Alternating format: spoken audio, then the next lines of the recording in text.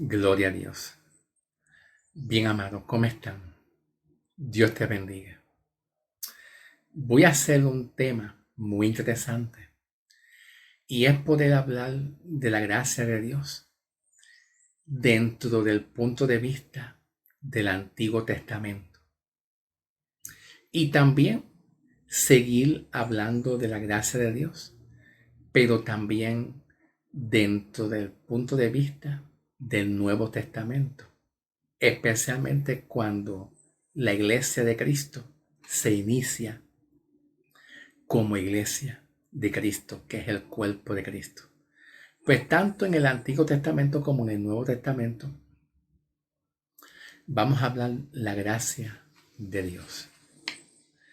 Algunas iglesias pues malinterpretan la gracia de Dios como un sinónimo a libertinaje, donde la iglesia pudiera posiblemente pues desviarse al pecado de una manera pues deliberada.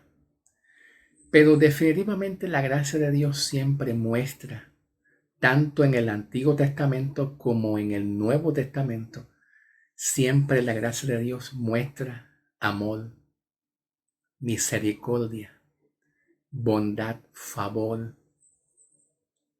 Todas esas palabras que le acabo de decir, bondad, amor, misericordia, justicia, siempre, tanto en el Antiguo Testamento como en el Nuevo Testamento. La única diferencia es que en el Antiguo Testamento la gracia de Dios está basado bajo una ley. Y Pablo nos habla acerca de eso mismo en el libro de Romanos. Pablo nos habla que hay dos justicias. La justicia que es por la ley y la justicia que es por la fe en un Salvador Jesucristo.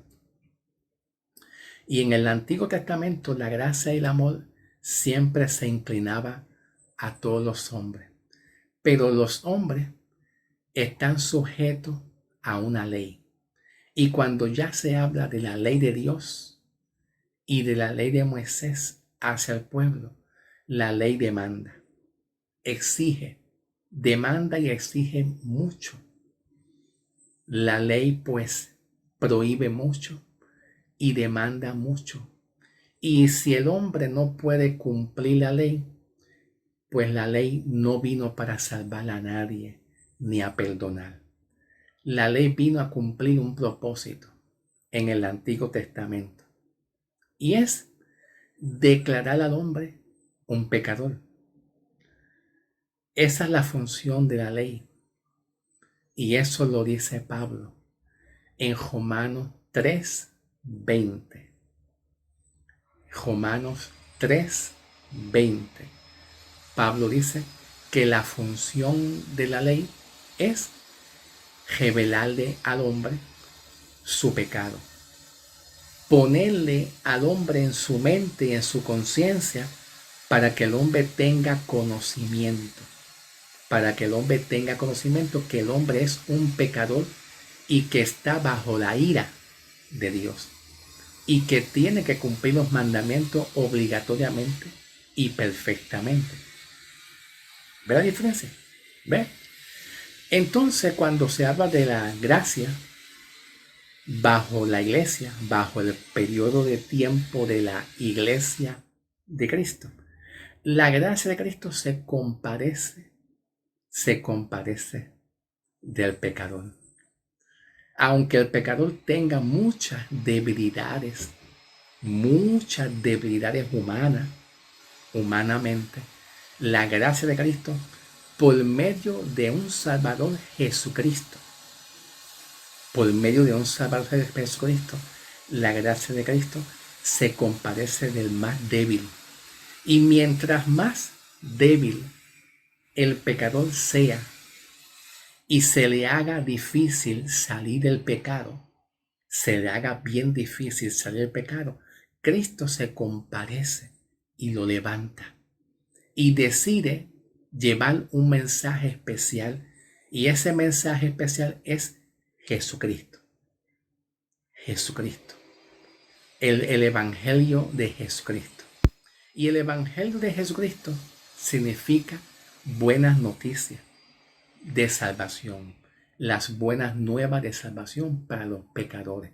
Y esas buenas nuevas es buenas noticias que si todo pecador decide creer que Cristo puede, esa palabra puede es bien importante, que todo pecador, Dios mío, heme aquí, Señor, gloria a Dios, que todo pecador crea completamente que Cristo puede librar su alma de la condenación.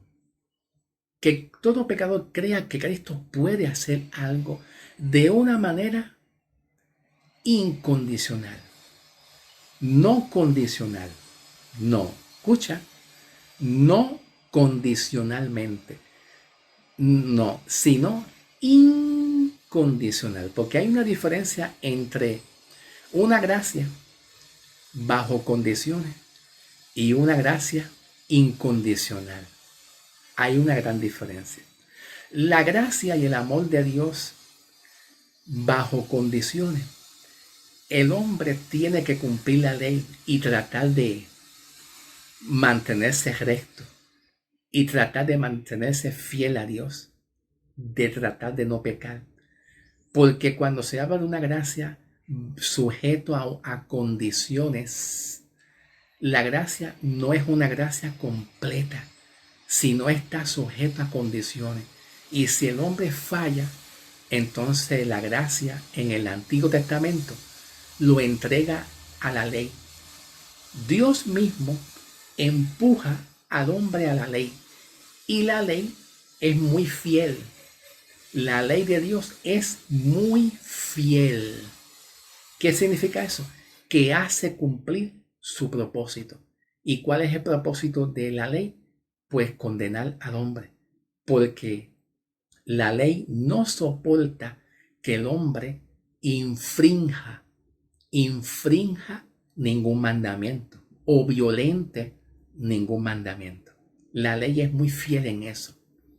Pero la gracia se compadece del pecador en el estado que se encuentra el pecador y en las muchas debilidades que se encuentra el pecador, y solamente le pide al pecador que crea en Cristo, que Cristo puede salvar su alma, perdonar todos sus pecados, aún siendo el pecador pecador.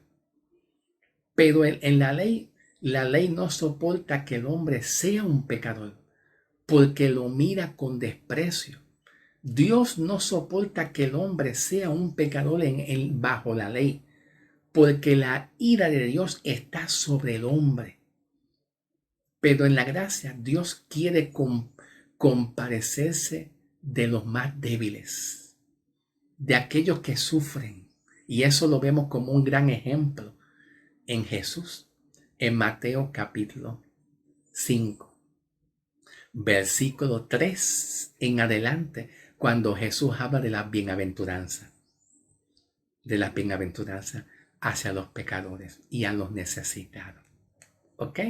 Bajo la ley, Dios ve al hombre débil, incapaz. Heme aquí, Señor. Bendito sea tu gloria. Bendito sea el nombre del Señor Jesús. Bajo la ley, Dios ve al hombre débil y incapaz de lograr ser santo por sus propios esfuerzos humanos, de superar la ley completamente, de vencer y cumplir la ley completamente. La ley ve al hombre pobre, incapacitado, lo ve débil. Y eso Pablo lo habla en el libro me parece que es en el libro de Gálatas, si no me equivoco, en el libro de Gálatas. Pablo dice en el libro de Gálatas que la ley ve al hombre débil, pero a través de la justicia de Cristo, bajo la gracia, Dios ve al hombre victorioso cuando el hombre pecador decide creer en Cristo. Lo ve fuerte, lo ve justificado, lo ve perfecto, simplemente cuando decida creer en Cristo. Entonces, la gracia La gracia en Cristo, cuando llega Cristo Jesús, lo que le pide al pecador no son ninguna obra. No es ninguna obra. No es como la ley. En la ley, Dios le pide al hombre obras, que obre su propia salvación, que ponga en práctica y por obras los mandamientos que Dios le ordena a Israel o a los hombres en Israel. Y si no lo cumple, pues entonces la gracia de Dios, pues entonces está sujeta o subordinada la gracia de Dios está sujeta a un cumplimiento. Depende si cumple. Pero en la gracia de Cristo, bajo la obra salvífica de Cristo, solamente le pide al hombre que crea. Y aunque el hombre falle muchas veces en la parte humana, pero si el pecador cree que Cristo puede justificarlo, puede perdonar todos sus pecados completos para que se quede perdonado todos los pecados completamente. Esa es la obra salvífica, esa es la gracia, esa es la justicia por gracia en Cristo. En Cristo para los pecadores hoy en día. Que el pecador decida creer que Cristo puede hacer algo para lograr tener salvación eternamente y permanentemente. Eso es lo que pide la gracia hacia los pecadores. No le pide obras porque el pecador no puede producir obras que le agraden a Dios porque es un pecador y está en un estado de muerte espiritual. No puede. Pero cuando el pecador decide creer en Cristo y es salvo y es justificado y el Espíritu Santo entra en el pecador, Cristo lo coloca en el cuerpo de Cristo y lo llama iglesia, lo llama redimido, lo llama santo, santo. Y a partir de ahí, la gracia de Dios fortalece al hombre que ha creído en Cristo. La gracia de Dios acompaña al hombre en sus debilidades, en sus múltiples debilidades. A partir de ahí, a través de la gracia de Cristo en adelante hacia los pecadores que decidan creer en Cristo, nunca el amor y la gracia se va a apartar del hombre. Nunca le va a ser infiel al que ha creído. Nunca le va a ser infiel a aquellos que han creído en Cristo. Siempre te va a levantar en los momentos que has caído. Te va a seguir levantando una y muchas veces más. Porque hemos decidido creer en que Cristo puede hacer algo en nuestras vidas. La gracia de Cristo en el tiempo de la iglesia siempre nos lleva, nos conduce a un destino, a un propósito. Y ese destino y ese propósito, primero con la iglesia, es que la iglesia haga su voluntad. Y es que la iglesia presente a Cristo. No es que presente las obras que la iglesia puede hacer. Oye, Cristo, te voy a demostrar las obras mías, a ver si te agradan. No. Es que tú presentes a Cristo como Salvador. Que las naciones conozcan a Cristo para que puedan ser salvadas por Cristo. La función que cumple la gracia y la obra salvífica en el tiempo de la iglesia es que también la iglesia tendrá una promesa que será librada de la condenación o de la ira de Dios, como dice Pablo en Tesalonicenses, que el que ha creído será o ya es librado de la ira venidera. ¿Cuál es la ira venidera? Pues el tiempo de tribulación, el tiempo de la tribulación y la gran tribulación. En otras palabras, en Cristo Jesús, la gracia de Dios nos lleva y nos conduce a un propósito, a ser librados de la ira de Dios permanentemente. Aunque nosotros seamos salvos, en debilidad. En la gracia nosotros somos salvos en mucha debilidad que nosotros tenemos. Pero la gracia de Cristo lo que hace es asegurar la salvación de su alma, asegurar la salvación del alma del pecador, para que el pecador nunca alcance juicio. Esa es la gracia también. ¿Ve? La gracia de Cristo en el tiempo de la iglesia le hace saber al pecador que el hombre no merece ser salvado. Que el hombre no merece ser salvado. Un ejemplo, lo vemos cuando Cristo Jesús intervino. Heme aquí, Señor. Cuando Cristo Jesús intervino con la mujer samaritana. Cuando Jesús intervino con la mujer samaritana. Aleluya. Cuando los samaritanos sabían muy bien que los judíos y samaritanos, ambos, no se llevaban bien, habían como cierto tipo de enemistad y separación entre ellos. Pero Cristo vino a que los samaritanos y los gentiles se reconcilien con Cristo y crean en Cristo. Por eso es que cuando Jesús se acerca a la mujer samaritana, le pide, dame de beber. Le pide de beber el agua. Y la mujer, pues, no encuentra agua porque el pozo está vacío. Ese pozo de agua es una representación de la ley, porque la ubicación del pozo estaba ubicado en una ubicación donde estaba el tiempo de la ley, donde Jacob, Isaac, Abraham, la familia de Abraham, Jacob, Isaac y toda la familia de Abraham, bajo la ley en el Antiguo Testamento, visitaban ese pozo para disfrutar de esa agua. Ese pozo estaba localizado geográficamente en un área geográficamente donde Abraham, Jacob, Isaac, la familia de Abraham, todos iban a ese mismo pozo a sacar agua, y en ese periodo de tiempo había agua. Pero eso es en la ley. Ahora en la gracia, cuando la mujer ve que el pozo de agua está seco y no hay con qué sacarlo, Jesús le dice, yo soy esa agua. Tú no tienes que buscar nada ahí en la ley. El pozo del agua estaba geográficamente localizado en el tiempo de Abraham, de la familia de Abraham, de Isaac, de su familia, donde disfrutaban de ese pozo y sacaban agua y ahí había agua. Ahora ya no hay agua. Tú no tienes que buscar agua bajo la ley, porque Cristo es el agua de vida. El agua de vida que tú necesitas. ¿Ve la diferencia? ¿Entiendes? ¿Me entiendes? ¿Va comprendiendo?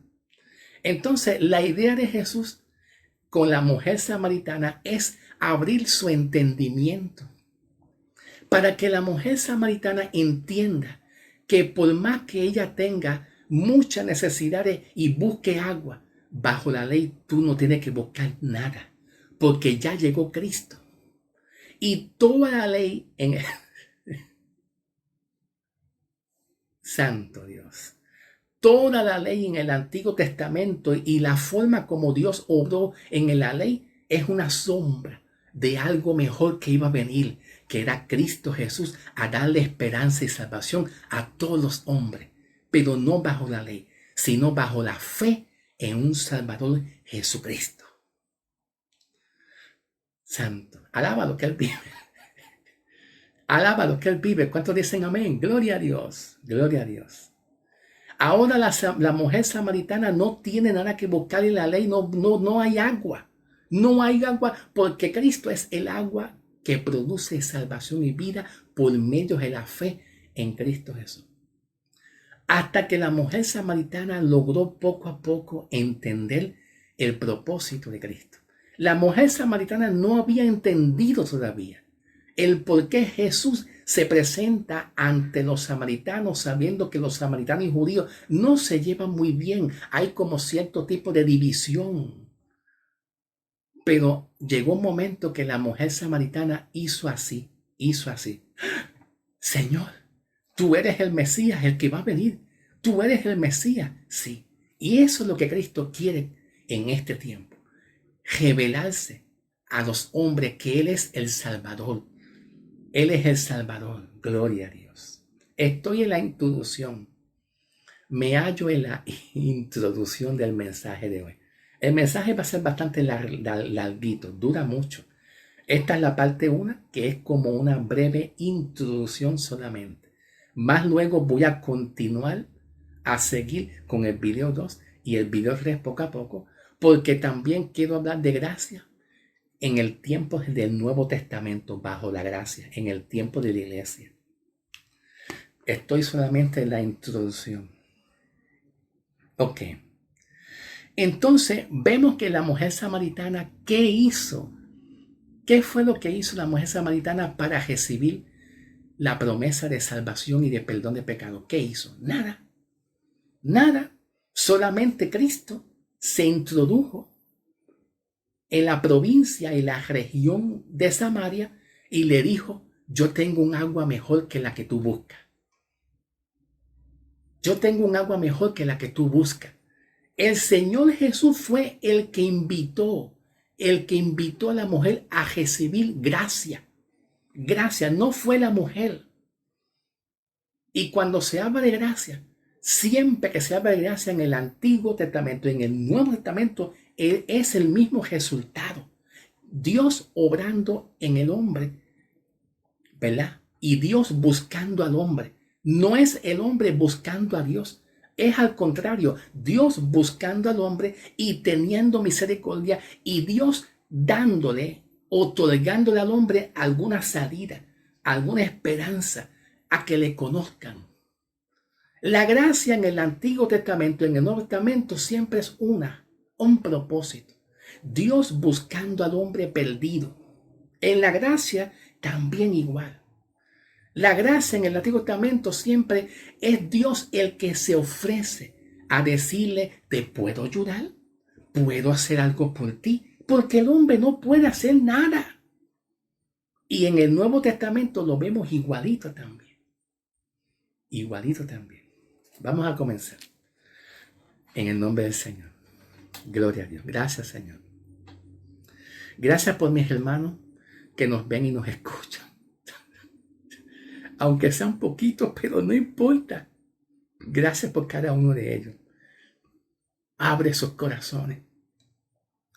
Abre sus corazones. Que tu gracia repose sobre ellos para que entiendan tu palabra y comprendan tu palabra. Eso lo puedes hacer tú solamente, Padre. Y ayúdame a mí, porque yo soy débil y seguiré siendo débil ante tu presencia.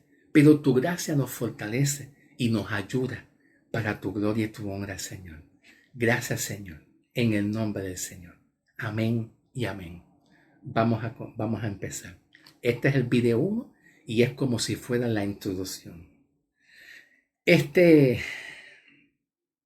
Cuando Adán y Eva pecaron,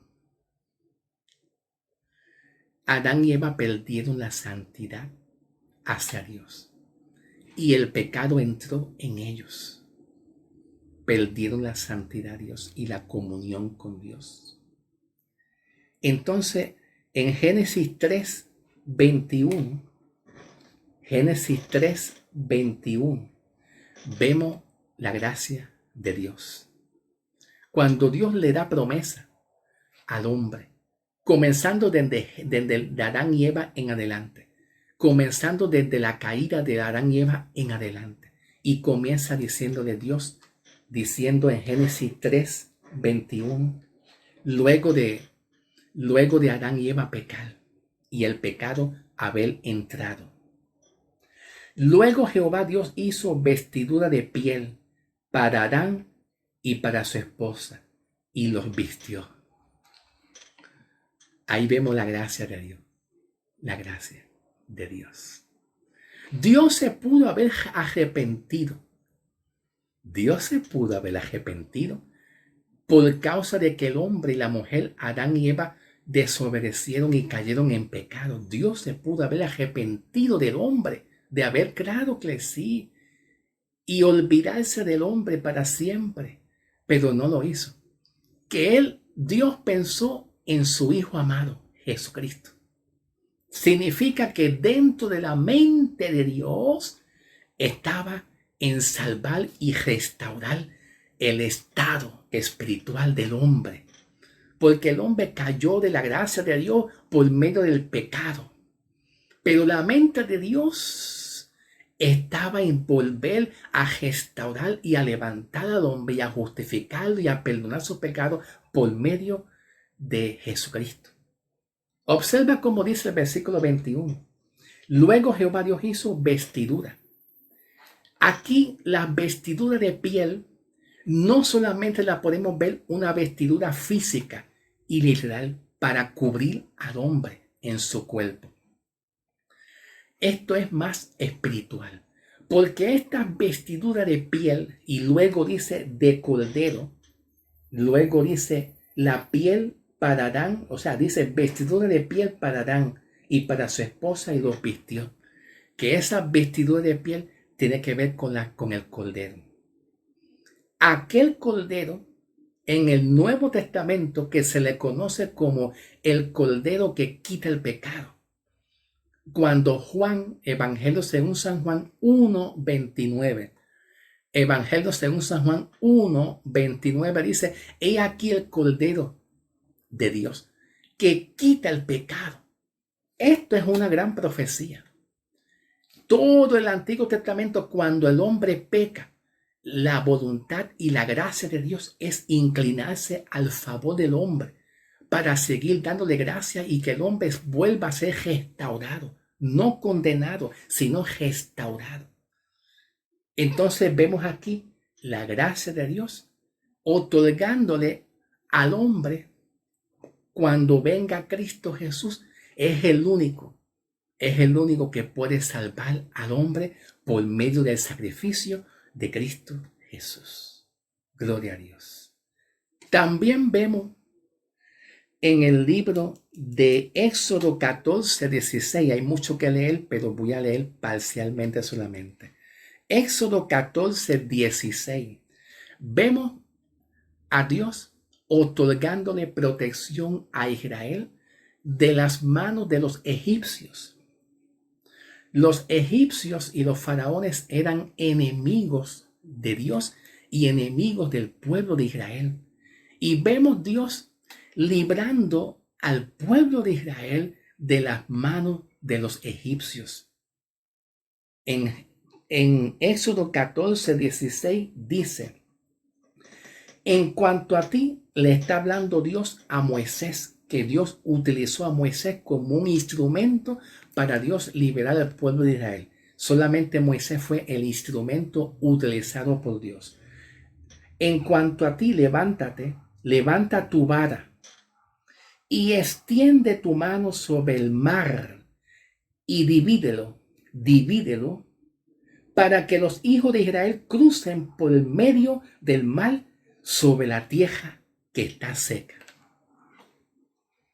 Dios, tengo aquí una vara, pero no es la vara de Moisés, esto es una imitación, solamente es una, y la vara es larga, por eso la tengo cortita, para que por lo menos se pueda ver esta parte que está aquí. Pero la vara es bastante larga, mira, ¿viste? Bastante larga, que llega hasta el techo, mira. Estoy tocando el techo allá arriba. ¿Ves? Es larga, la vara es larguísima. Pero vamos a bajarla para abajo un poquitito. Ok, aquí está. Entonces Dios le dijo, escucha bien, listen. La vara que Dios le dijo a Moisés, toma. Cada vez que Dios le dijo a Moisés, toma la vara, tómala en tus manos, tómala. La vara representa dos cosas. Número uno, las instrucciones de Dios para Moisés. Que significa que Dios va a hacer algo. No es Moisés. Siempre que Dios le... Aleluya. Heme aquí, Señor, habla que tu siervo escucha. Siempre que Dios le dijo a Moisés, Moisés, toma la vara, tómala, cógela, toma la vara. significa, número uno, que Dios va a hablar. Dios va a hacer algo con el pueblo de Israel. Cuando Dios le dijo a Moisés, toma la vara para que extienda tu mano también hacia el mar y el mar se divida. En Moisés tomar la vara es como recibir las instrucciones de Dios para que se las repartiera al pueblo. Significa que en estos tiempos, cuando Dios le dice al hombre, toma la vara, en este tiempo de la iglesia, es toma la palabra. Pastor, toma la palabra y escucha lo que vas a hacer. Escucha las instrucciones, toma la palabra, cógela, tómala y escucha lo que yo voy a hacer al pueblo, a la iglesia, a los pecadores. Significa que Moisés no iba a hacer la obra, era Dios. Solamente Moisés era el instrumento. Luego dice aquí, y extiende tu mano sobre el mar y divídelo para que los hijos de Israel crucen en medio del mar sobre la tierra que está seca. Toma la vara. Escucha ahora las instrucciones que yo te doy. Toma la palabra y escucha lo que yo quiero que tú hagas. Entonces Moisés tomó la vara para escuchar las instrucciones y dijo, extiende tu mano sobre el mar para que el mar se divida, se separe en dos partes y las aguas se van a dividir en dos partes y el pueblo va a pasar. El pueblo va a pasar. Ahora escuche bien esto, no he terminado. Cuando Dios le dijo al pueblo que pase en el mar,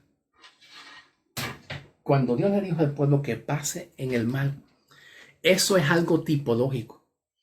Porque en el Antiguo Testamento hay muchas cosas que son sombra, tipología, figuras. ¿Ves? Sombra, tipología y figuras. Y hasta parábolas, ilustraciones. Entonces significa que Dios iba a liberar al pueblo cruzando al otro lado para liberarlos de los enemigos. Te pregunto, ¿quién hizo eso? Dios. Es Dios el que tomó la decisión de liberar al pueblo de Israel. Es Dios el que tomó esa decisión. Porque el pueblo de Israel contendió y murmuró con Moisés y con Dios. Oye, Dios, me has traído aquí para morirnos. Mejor nos hubiéramos quedado allá, donde estábamos allá. Pero aún así, en la murmuración del pueblo de Israel, Dios hizo algo para que el pueblo pasara por el mar rojo, por ese mar, y ahogara a los enemigos. No fue el hombre, no fue Israel, fue Dios el que hizo eso, la gracia, y los pasó. ¿Tú sabes lo que representa el camino del mar rojo por ese camino para llevarlo al otro lado? Pues significa llevarlo de la ley, de la esclavitud, hacia la cruz. Llevarlo de la ley, de la esclavitud y conducirlo a la cruz. Tipológicamente, esto significa llevar al hombre de la ley y de la esclavitud y todo apunta a Cristo. Todo apunta, todo lo que Dios hizo en el Antiguo Testamento es mostrarle al hombre lo incapaz. Ay, mi alma alaba. Lo incapaz y lo débil que es el hombre. Aún siendo el hombre murmurador y contencioso hacia Dios, Dios muestra su amor y lo saca de ahí para llevarlo. Y todo ese camino representa tipológicamente hablando la cruz. Todo apunta a un Salvador. Todo apunta a un Salvador. Alabado sea el nombre del Señor. No he terminado todavía. Todavía no he podido conseguir dónde está la lupa, Dios mío. No he podido conseguir dónde yo puse la lupa para ver, porque no veo bien. Vamos a ver si me toca el tiempo de pausar para regresar más luego. Sí, efectivamente sí, me toca pausar. Lo vamos a ver en el próximo video. Gloria a Dios.